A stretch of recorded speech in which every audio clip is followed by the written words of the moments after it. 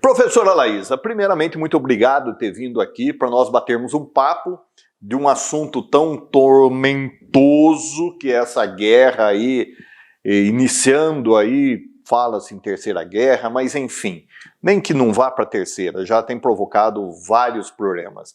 Então, primeiramente, eu queria saber quem é a professora Laísa.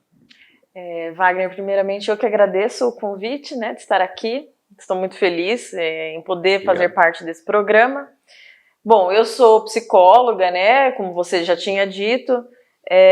Eu sou professora, então, no curso de psicologia da Faculdade do Vale, né, e hoje, né, eu sou doutoranda em psicologia, né, tenho mestrado em psicologia pela Unesp de Bauru, onde eu me formei, e também tenho especialização na área da saúde pela USP, também lá de Bauru. Então hoje eu trabalho com consultório, com clínica, né, lá também na cidade de Bauru, apesar de que ultimamente, desde o início da pandemia, o ambiente remoto aumentou, então Sim. Hoje a maior parte até dos meus pacientes são atendidos remotamente, então são de fora de Bauru, até fora do país, né, brasileiros que estão fora do país.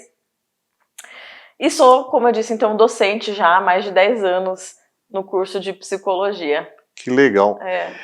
Laísa, nós estamos passando há um bom tempo aí com vários problemas, né? Nós tivemos aí o problema da pandemia, que afetou todo mundo, afetou a economia, a saúde mental, e agora nós estamos passando aí por essa invasão da Rússia na Ucrânia.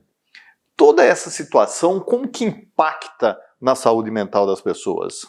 Então, para falar disso, né, eu vou falar da principal consequência que a gente percebe dos efeitos de um conflito, né, de guerra, né? Bom,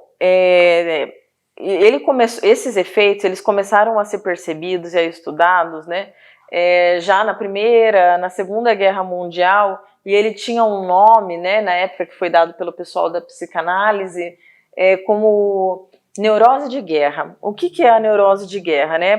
Que afetava principalmente os soldados que iam para os campos de batalha.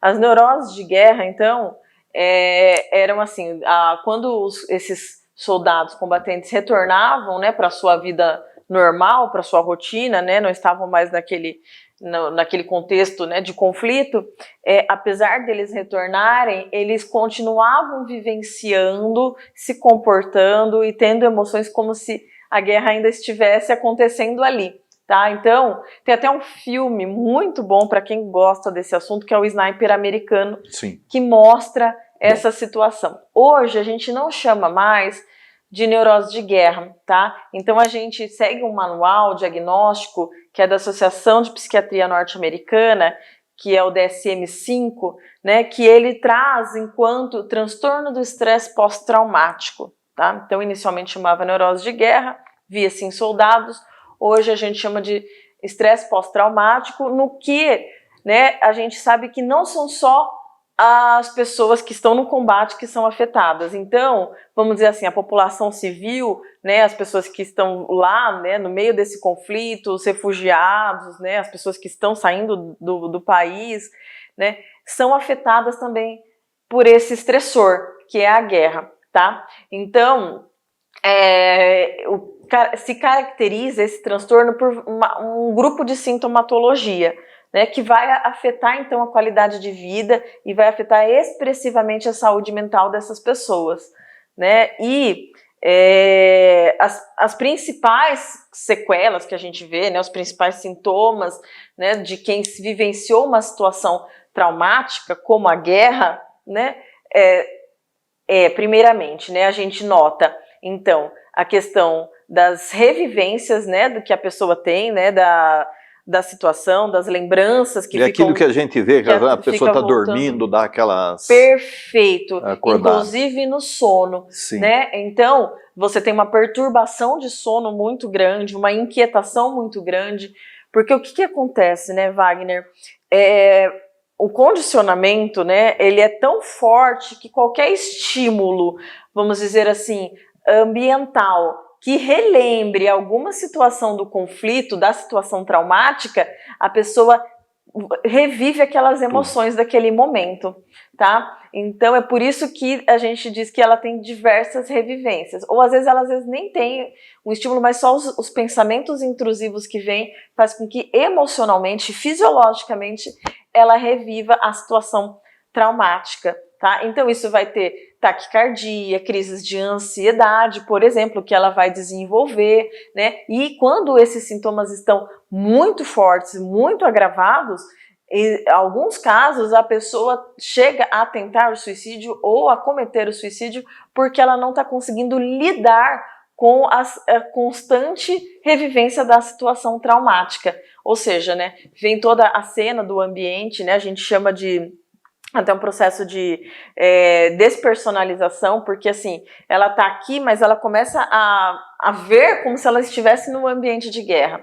Nós, por exemplo, está tendo o jogo do Palmeiras e Corinthians, o pessoal começa a soltar rojão aqui e fazer barulho. Uma pessoa que sofreu uma situação traumática, que pode ser muito parecida, tipo explosão de míssil, bomba, né? Vai reagir completamente diferente da gente. Sim. Diante do rojão do conflito, tá? Então, vários fatores ambientais que pra gente que não viveu um estressor tão grande assim, normal, natural, né, e tal, não vou me afetar por isso. Uma pessoa com o transtorno de estresse pós-traumático, após essa experiência, né, de uma situação tão perturbadora, vamos dizer assim, né, ela vai ter uma outra reação, tanto emocional quanto fisiológica, né, então o taquicardia, né, o medo, então as principais reações emocionais envolvem o medo e também a raiva, né, a raiva também é um sentimento que também acaba perturbando bastante a pessoa afetada. Isso para a pessoa que já participou do front, né, que está lá. E nós? É a mesma, nós que estamos lá. Você liga a televisão, pô, matou, caiu bomba, fez isso, aquilo. Isso, então assim, como eu disse, né, não só o soldado pode ter, as pessoas que estão lá no conflito, ou seja, as pessoas que estão, por exemplo, na Ucrânia, a população civil, e nós, por conta do quanto nós estamos, na verdade, consumindo, né, as cenas de conflitos e tal, né, e pela própria ameaça, como você começou aqui o nosso diálogo, né, professor, você falou o seguinte, olha, existe uma ameaça, inclusive, de uma terceira guerra mundial, né, pela maneira como até o próprio presidente dos Estados Unidos ontem citou isso, né, sim. E então, logicamente que quanto mais a gente está vivendo essa proximidade, dessa escalada, né, que a gente está vendo aí no confronto e na possibilidade disso se desdobrar, né, tão expressivamente numa guerra, numa terceira guerra mundial, no qual vai envolver, né, armas nucleares e potências, né, bélicas, que a gente está falando de Rússia e Estados Unidos nesse confronto. Então isso gera mais medo, porque conflitos, né, guerras estão acontecendo sempre. O que a gente tem de diferente agora? O tamanho das potências, né? Sim. Então a possibilidade do quanto isso pode ampliar. E o valor que a mídia está dando a tudo isso também, não é?